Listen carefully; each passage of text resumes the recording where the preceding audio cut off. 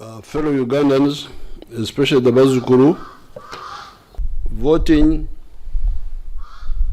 will take place by lining up behind your preferred candidates or their portraits.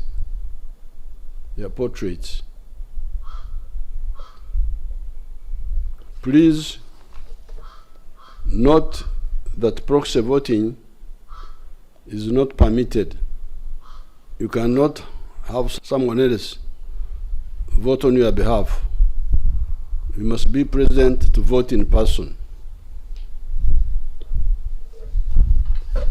I urge all the Bazukuru and NRM leaders to actively participate in the barazas within their villages.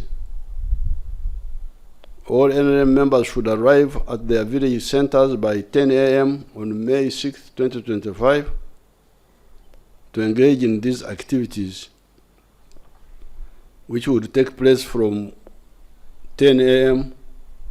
to 2 p.m.